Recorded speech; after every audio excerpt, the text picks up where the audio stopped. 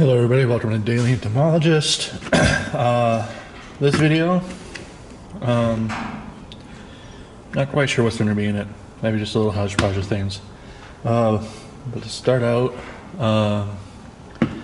got the soldering iron warming up here, and gonna melt some holes into things. So I'll get into more detail on that here in a minute. Alright, so these are the ones I'm going to start with now. So basically, my idea for this is when I'm out in the field for a whole weekend collecting trip and I don't have access to a freezer or anything like that, I have some large airtight containers I have that I'm gonna make into killing jars, essentially, because grasshopper well, I guess it's gonna be a little bit yet, but late summer into fall is gonna be prime Orthoptera collecting. So I'm just prepping stuff now to when I'm actually out in the field doing my grasshopper collecting trips and stuff. So basically, taking the soldering iron, taking the here, and just putting a hole at the top here. This way, when I can put these directly, all the containers directly into the killing jar container, and then the fumes can get in and I can dispatch the specimens this way, so they're not sitting in vials all weekend until I get back home. Plus, that'll allow me to keep vials open. I can get stuff pinned out while I'm out in the field and kind of help with space-wise that way in terms of that. So that's the plan with these. I think it's a good idea. I think it'll work as long as there's holes, the fumes can get in there and I can dispatch the specimens. So I'm gonna give that a try this year. I think it'll work. And the other things I'm gonna get holes in are these containers. These are the makeshift subterranean pitfall traps that I'm going to use for ants. I'm going to start getting these out in the next week or two. Showed you these briefly before, but I have a vial glued in there. I'm going to put stuff in the middle there to first some bait, some food to attract the ants. Be a preservative on the bottom here, and just to get some holes around there, and then these will be buried in the ground for a week, and then hopefully collect some subterranean ant species. Of course, I have no clue if these will work. I have no clue if I'll catch any.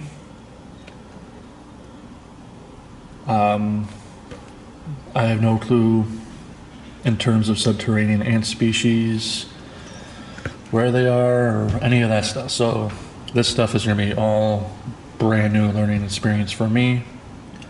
I just have these two now.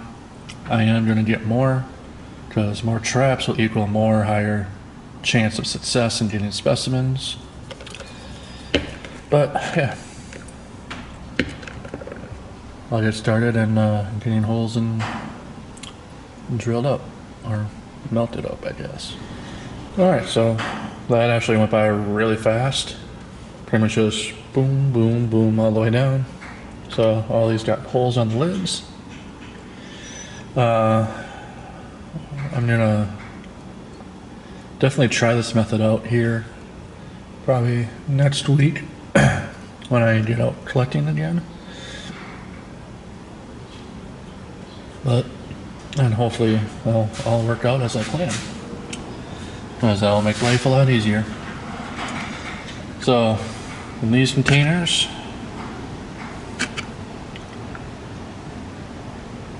those are the holes I did there. Just did it all the way around. Then obviously the preservative will be down here. Ants will go in there, fall in, and fall into a preservative. So straightforward, easy to do.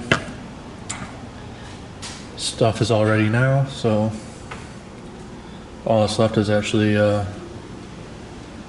utilize them and see how it goes. Well, I figured I'd get some footage in taking a walk down my grandparents' road, seeing what I can see.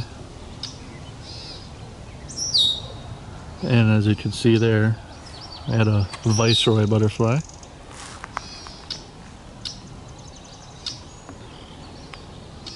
Flying around there. Seen a couple things so far. But yeah. Figure since this is the second video this week, I was gonna get some live insects in here as well. Just caught this cerambycid. Kind of flew right towards me.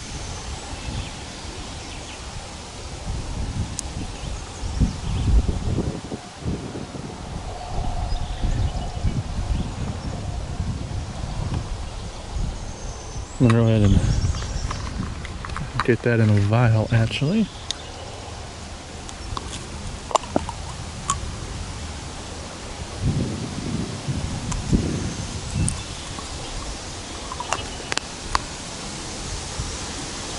Sweet.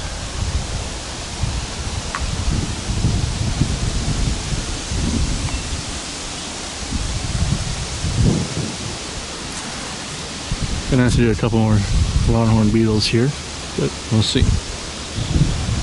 Alright, so here we got a red spotted purple. As you can see, it's actually missing one of the hind wings.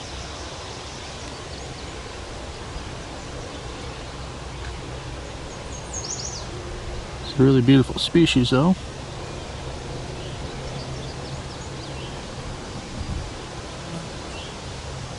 See the nice blue coloration on the edge of the wings there.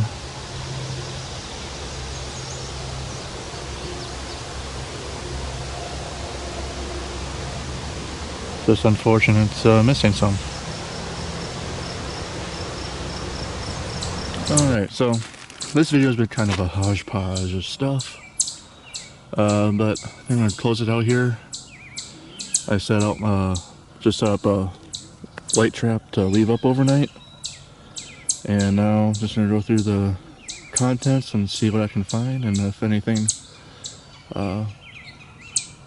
is in there that's I want to keep. So I've done this once before. Worked pretty well. Go ahead and use the live version so I can pick and choose what I want. Other collectors sometimes use a version where they go inside and inside's like a killing jar essentially, so everything that goes in gets dispatched. But I like this version, suits me well. I don't have to go ahead and mount and sort through everything, but now I can just pick and choose the way it is like that. So let's see what we can find. Alright, and we got a flat here with some moths on it.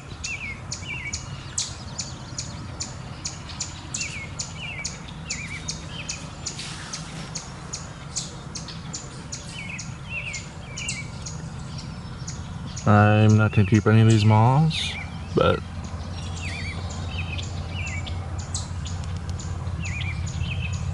still nice to show what's on here. There's some ground beetles on this flat here too. I'm just going to dump these off and grab those.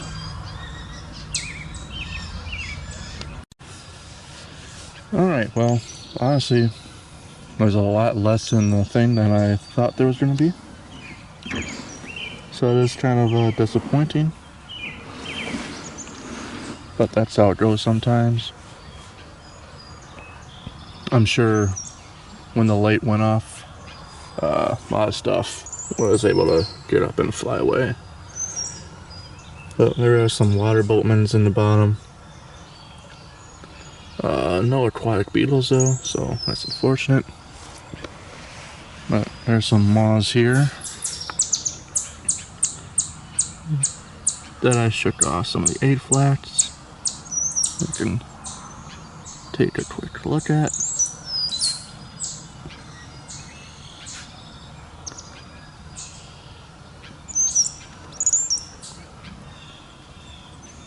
Something got hold of this large underwing here. Got the wings off. But it's also a non-native species too, so.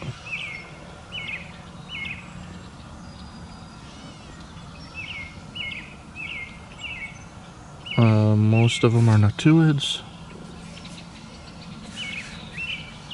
We have a nice erebity right there. I'm gonna keep that one for me.